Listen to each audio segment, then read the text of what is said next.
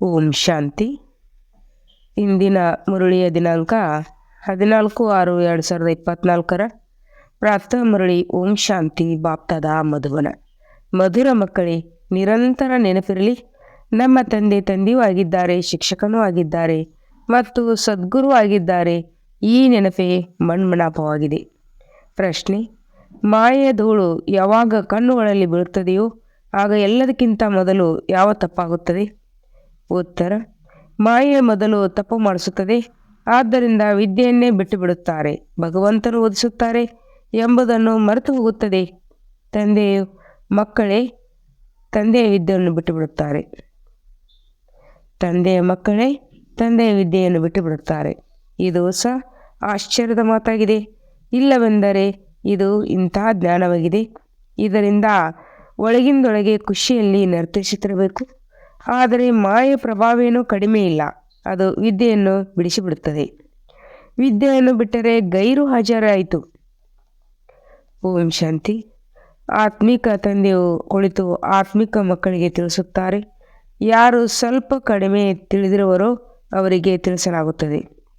ಕೆಲವರು ಬಹಳ ಬುದ್ಧಿವಂತರಾಗುತ್ತಾರೆ. ಮಕ್ಕಳಿಗೆ ಗೊತ್ತಿದೆ, ಈ ತಂದೆಯಂತೂ ಬಹಳ ವಿಚಿತ್ರ ತಂದೆಯಾಗಿದ್ದಾರಲ್ವೇ. ಭಲೆ ನೀವು ಇಲ್ಲಿ ಕುಳಿತಿದ್ದೀರಿ, ಆದರೆ ಅಂತರದಲ್ಲಿ ತಿಳಿದುಕೊಳ್ಳುತ್ತೀರಿ. ಇವರು ನಮ್ಮ ಬೇಹದ್ದಿನ ಶಿಕ್ಷಕರು ಆಗಿದ್ದಾರೆ. ಬೇಹದ್ದಿನ ಶಿಕ್ಷಣವನ್ನು ಕೊಡುತ್ತಾರೆ. ಸೃಷ್ಟಿಯ ಆದಿ ಮಧ್ಯ ಅಂತ್ಯದ ರಹಸ್ಯವನ್ನು ತಿಳಿಸುತ್ತಾರೆ. ವಿದ್ಯಾರ್ಥಿಯ ಬುದ್ಧಿಯಲ್ಲಂತೂ ಇದು ಇರಬೇಕಲ್ಲವೇ. ಇದೇ ಸಂಸ್ಕಾರವನ್ನು ಜೊತೆಯಲ್ಲಿ ಅವಶ್ಯವಾಗಿ ತೆಗೆದುಕೊಂಡು ಹೋಗುತ್ತೀರಿ. ತಂದೆಗೂ ಗೊತ್ತಿದೆ, ಇದು ಹಳೆಯ ಚೀಚಿ ಪ್ರಪಂಚವಾಗಿದೆ. ಇದರಿಂದ ಮಕ್ಕಳನ್ನು ಕರೆದುಕೊಂಡು ಹೋಗಬೇಕು. ಎಲ್ಲಿಗೆ? ಮನೆಗೆ. ಹೇಗೆ ಕನ್ಯೆಯ ವಿವಾಹವಾಗುತ್ತದೆ ಎಂದರೆ ಮಾವನ ಮನೆಯವರು ಬಂದು ಕನ್ಯೆಯನ್ನು ತಮ್ಮ ಮನೆಗೆ ಕರೆದುಕೊಂಡು ಹೋಗುತ್ತಾರೆ. ಈಗ ನೀವಿಲ್ಲಿ ಕುಳಿತಿದ್ದೀರಿ. ತಂದೆಯು ತಿಳಿಸುತ್ತಾರೆ ಮಕ್ಕಳಿಗೆ, ಇದು ಅಂತರದಲ್ಲಿ ಬರುತ್ತಿರಬಹುದು. ಇವರು ನಮ್ಮ ತಂದೆ ಬೇಹದ್ದಿನ ತಂದೆಯೂ ಆಗಿದ್ದಾರೆ. ಬೇಹದ್ದಿನ ಶಿಕ್ಷಣವನ್ನು ಕೊಡುತ್ತಾರೆ. ಎಷ್ಟು ಬೇಹದ್ದಿನ ತಂದೆಯೋ ಅಷ್ಟೇ ಶಿಕ್ಷಣವನ್ನು ಕೊಡುತ್ತಾರೆ. ಆದಿ ಮಧ್ಯ ಅಂತ್ಯದ ರಹಸ್ಯವನ್ನು ಮಕ್ಕಳ ಬುದ್ಧಿಯಲ್ಲಿದೆ. ತಂದೆಯು ಈ ಹಳೆಯ ಪ್ರಪಂಚದಿಂದ ನಮ್ಮನ್ನು ಹಿಂತಿರುಗಿ ಕರೆದುಕೊಂಡು ಹೋಗುತ್ತಾರೆ. ಇದನ್ನು ಅಂತರದಲ್ಲಿ ನೆನಪು ಮಾಡುವುದೂ ಸಹ ಮಣ್ಮಣಾಭವೇ ಆಗಿದೆ. ನಡೆಯುತ್ತಾ, ಓಡಾಡುತ್ತಾ, ಏಳುತ್ತಾ, ಕುಳಿತುಕೊಳ್ಳುತ್ತಾ ಇದೇ ನೆನಪಿರಲಿ. ಅದ್ಭುತವಾದ ವಸ್ತುವನ್ನು ನೆನಪು ಮಾಡುತ್ತಾರಲ್ವೇ. ಹಾಗೆ ನಿಮಗೂ ಗೊತ್ತಿದೆ, ಚೆನ್ನಾಗಿ ಓದುವುದರಿಂದ, ನೆನಪು ಮಾಡುವುದರಿಂದ ನಾವು ವಿಶ್ವದ ಮಾಲೀಕರಾಗುತ್ತೇವೆ. ಇದಂತೂ ಅವಶ್ಯವಾಗಿ ಬುದ್ಧಿಯಲ್ಲಿ ಬರಬೇಕು. ಮೊದಲು ತಂದೆಯನ್ನು ನೆನಪು ಮಾಡಬೇಕಾಗುತ್ತದೆ, ನಂತರ ಶಿಕ್ಷಕರು ಸಿಗುತ್ತಾರೆ. ಮಕ್ಕಳು ತಿಳಿದುಕೊಂಡಿದ್ದೀರಿ, ನಮ್ಮ ಬೇಹದ್ದಿನ ತಂದೆಯು ಆತ್ಮಿಕ ತಂದೆಯಾಗಿದ್ದಾರೆ. ಸಹಜ ನೆನಪನ್ನು ತರಿಸಲು ತಂದೆಯು ಯುಕ್ತಿಯನ್ನು ತಿಳಿಸುತ್ತಾರೆ. ನನ್ನೊಬ್ಬನನ್ನೇ ನೆನಪು ಮಾಡಿ. ಈ ನೆನಪಿನಿಂದಲೇ ಅರ್ಧ ವಿಕಲ್ಪದ ಕರ್ಮಗಳು ವಿನಾಶವಾಗುತ್ತವೆ. ಪಾವನರಾಗುವುದಕ್ಕಾಗಿ ನೀವು ಜನ್ಮ ಜನ್ಮಾಂತರದಿಂದ ಭಕ್ತಿ, ಜಪ, ತಪ ಇತ್ಯಾದಿಗಳನ್ನು ಮಾಡುತ್ತೀರಿ. ಮಂದಿರಗಳಲ್ಲಿ ಹೋಗುತ್ತಾರೆ, ಭಕ್ತಿ ಮಾಡುತ್ತಾರೆ. ನಾವು ಪರಂಪರೆಯಿಂದ ಮಾಡುತ್ತಾ ಬಂದಿದ್ದೇವೆಂದು ತಿಳಿಯುತ್ತಾರೆ. ಶಾಸ್ತ್ರಗಳನ್ನು ಯಾವಾಗಿನಿಂದ ಓದುತ್ತಾ ಬಂದಿದ್ದೀರಿ ಎಂದು ಕೇಳಿದರೆ ಪರಂಪರೆಯಿಂದ ಎಂದು ಹೇಳುತ್ತಾರೆ. ಮನುಷ್ಯರಿಗೆ ಏನೂ ತಿಳಿದಿಲ್ಲ. ಸತ್ಯಯುಗದಲ್ಲಂತೂ ಶಾಸ್ತ್ರವಿರುವುದೇ ಇಲ್ಲ. ನೀವು ಮಕ್ಕಳಿಗಂತೂ ಆಶ್ಚರ್ಯವಾಗಿರಬೇಕು. ತಂದೆ ವಿನಾ ಮತ್ತಾರೂ ಈ ಮಾತುಗಳು ತಿಳಿಸಲು ಸಾಧ್ಯವಿಲ್ಲ. ಇವರು ತಂದೆಯೂ ಆಗಿದ್ದಾರೆ, ಶಿಕ್ಷಕರು ಆಗಿದ್ದಾರೆ, ಸದ್ಗುರು ಆಗಿದ್ದಾರೆ. ಇವರಂತೂ ನಮ್ಮ ತಂದೆಯಾಗಿದ್ದಾರೆ. ಇವರಿಗೆ ಯಾರು ತಂದೆ ತಾಯಿ ಇಲ್ಲ. ಶಿವ ತಂದೆ ಇಂಥವರ ಮಗುವೆಂದು ಯಾರೂ ಹೇಳಲು ಸಾಧ್ಯವಿಲ್ಲ. ಈ ಮಾತುಗಳು ಬುದ್ಧಿಯಲ್ಲಿ ಪದೇ ಪದೇ ನೆನಪಿರಲಿ. ಇದೇ ಮಣ್ಮಣಾಭವಾಗಿದೆ. ತಂದೆಯು ಶಿಕ್ಷಕರಾಗಿ ಓದಿಸುತ್ತಿದ್ದಾರೆ, ಆದರೆ ಸ್ವತಃ ಯಾರಿಂದಲೂ ಓದಿಲ್ಲ. ಅವರಿಗೆ ಯಾರೂ ಓದಿಸಿಲ್ಲ. ಅವರು ಜ್ಞಾನ ಸಂಪೂರ್ಣ ಮನುಷ್ಯ ಸೃಷ್ಟಿಗೆ ಬೀಜರೂಪ, ಜ್ಞಾನದ ಸಾಗರ, ಚೈತನ್ಯವಾಗಿರುವ ಕಾರಣ ಎಲ್ಲವನ್ನೂ ತಿಳಿಸುತ್ತಾರೆ. ಹೇಳುತ್ತಾರೆ, ಮಕ್ಕಳೇ, ನಾನು ಯಾರಲ್ಲಿ ಪ್ರವೇಶವಾಗಿದ್ದೇನೆಯೋ ಅವರ ಮೂಲಕ ನಾನು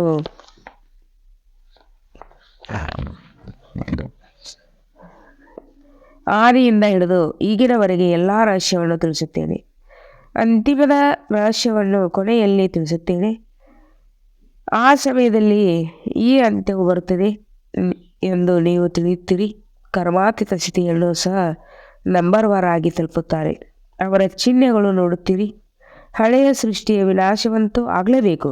ಇದನ್ನು ಅನೇಕ ಬಾರಿ ನೋಡಿದ್ದೀರಿ ಮತ್ತು ನೋಡುತ್ತಲೇ ಇರುತ್ತೀರಿ.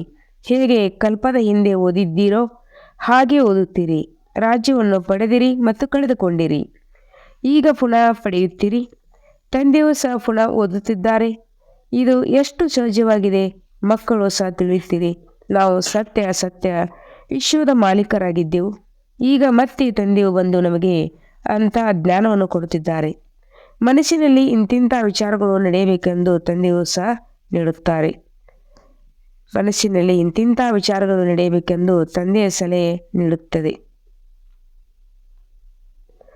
ಶಿವ ತಂದೆಯು ನಮ್ಮ ತಂದೆಯೂ ಆಗಿದ್ದಾರೆ, ಶಿಕ್ಷಕರು ಆಗಿದ್ದಾರೆ. ಶಿಕ್ಷಕರನ್ನು ಎಂದಾದರೂ ಮರೆಯುತ್ತಾರೆ. ಶಿಕ್ಷಕರ ಮೂಲಕ ವಿದ್ಯೆಯನ್ನು ಓದುತ್ತಿರುತ್ತಾರೆ.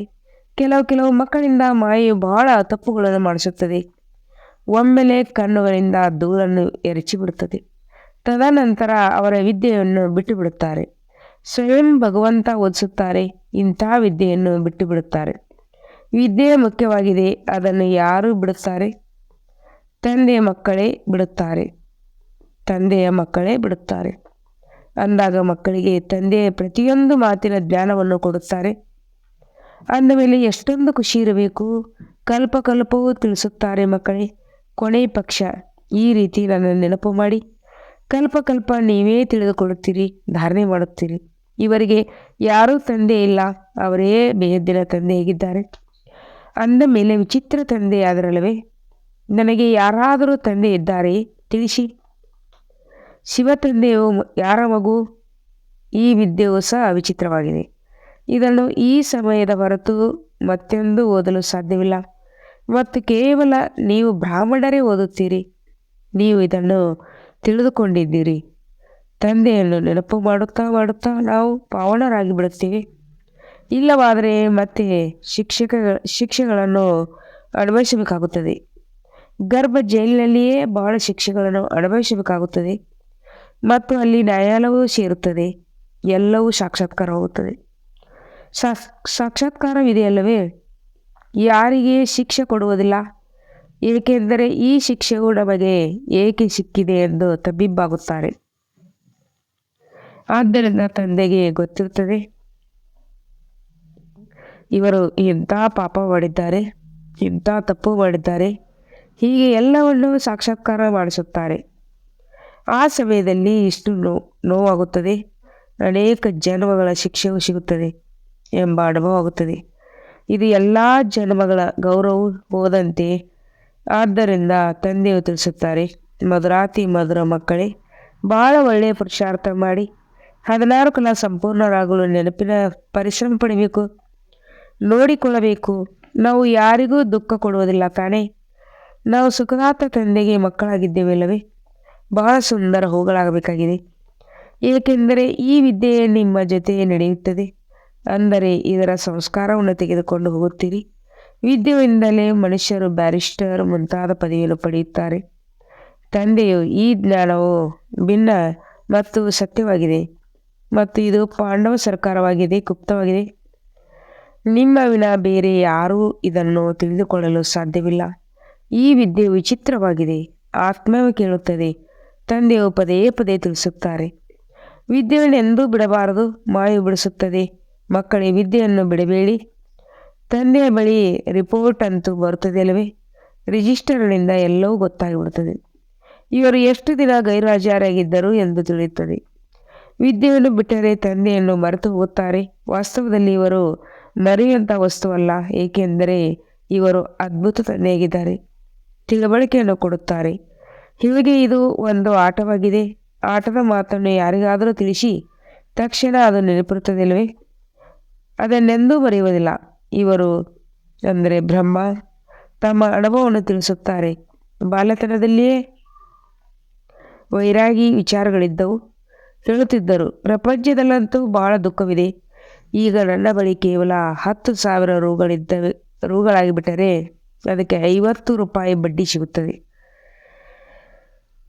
ಈಗ ನನ್ನ ಬಳಿ ಕೇವಲ 10,000 ರೂಪಾಯಿಗಳೇ ಆಗಿಬಿಟ್ಟರೆ ಅದಕ್ಕೆ 50 ರೂಪಾಯಿ ಬಡ್ಡಿ ಸಿಗುತ್ತದೆ.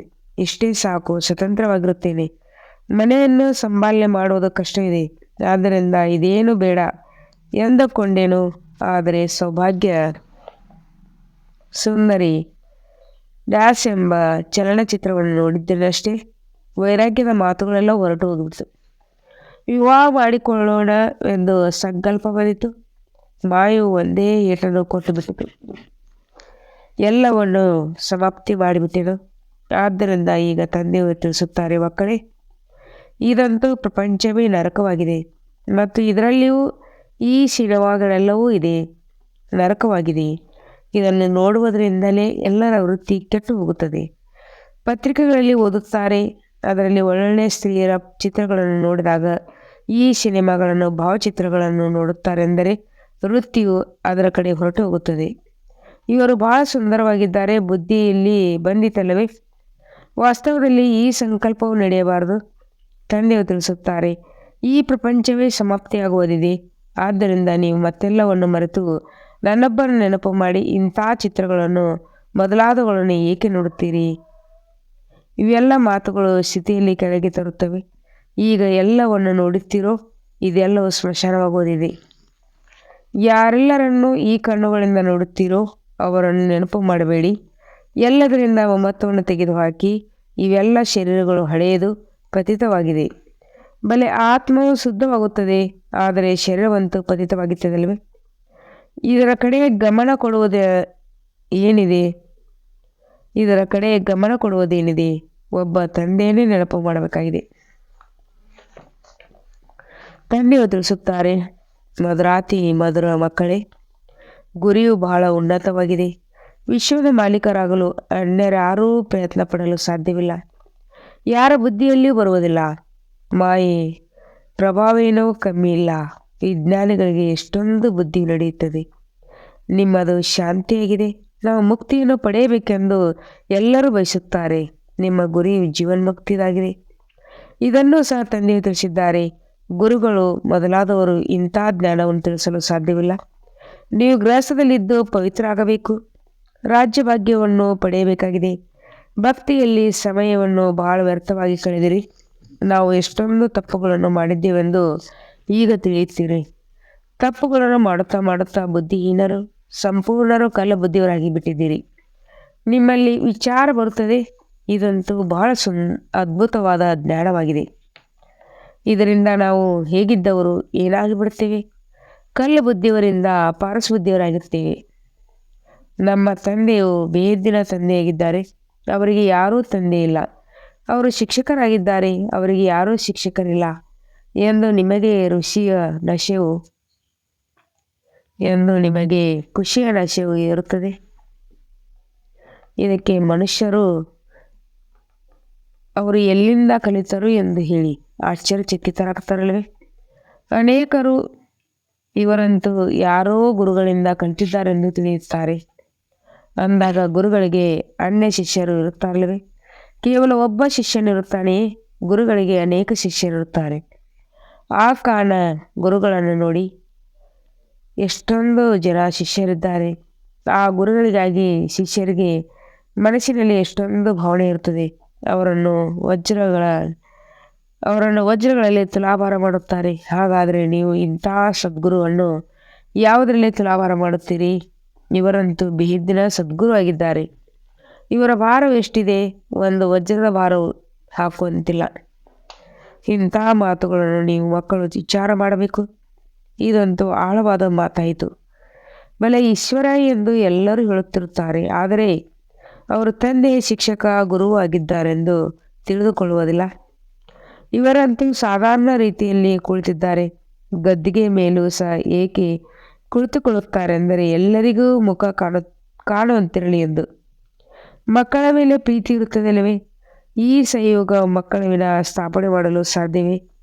ಹೆಚ್ಚಿನ ಸಂಯೋಗ ಕೊಡುವ ಮಕ್ಕಳನ್ನು ಹೆಚ್ಚಿನದಾಗಿ ಪ್ರೀತಿ ಮಾಡುತ್ತಾರೆ. ಹೀಗೆ ಹೆಚ್ಚು ಸಂಪಾದಿಸುವ ಒಳ್ಳೆಯ ಮಕ್ಕಳು ಅವಶ್ಯವಾಗಿ ಒಳ್ಳೆಯ ಪದವಿಯನ್ನು ಪಡೆಯುತ್ತಾರೆ. ಅವರ ಪ್ರತಿ ಪ್ರೀತಿ ಇರುತ್ತದೆ. ಮಕ್ಕಳನ್ನು ನೋಡಿ ನೋಡಿ ಹರ್ಷಿತರಾಗುತ್ತೇವೆ. ಆತ್ಮವು ಬಹಳ ಖುಷಿಯಾಗುತ್ತದೆ. ಕಲ್ಪಕಲ್ಪವು ಮಕ್ಕಳನ್ನು ನೋಡಿ ಖುಷಿ ಪಡುತ್ತೇನೆ. ಕಲ್ಪಕಲ್ಪವು ಮಕ್ಕಳ ಸಂಯೋಗಿಗಳಾಗುತ್ತಾರೆ, ಬಹಳ ಪ್ರಿಯರಾಗುತ್ತಾರೆ. ಕಲ್ಪಕಲ್ಪಾಂತರ ಪ್ರೀತಿಯ ಜೋಡಣೆಯಾಗುತ್ತದೆ. ಬಲೆ ಎಲ್ಲಿಯಾದರೂ ಕುಳಿತಿರಿ, ಬುದ್ಧಿಯಲ್ಲಿ ಕೇವಲ ತಂದೆ ನೆನಪಿರಲಿ. ಇವರು ಬೇದಿನ ತಂದೆಯಾಗಿದ್ದಾರೆ. ಇವರಿಗೆ ಯಾರೂ ತಂದೆ ಇಲ್ಲ, ಇವರ ಶಿಕ್ಷಕರೂ ಇಲ್ಲ, ತಾವೇ ಎಲ್ಲವೂ ಆಗಿದ್ದಾರೆ.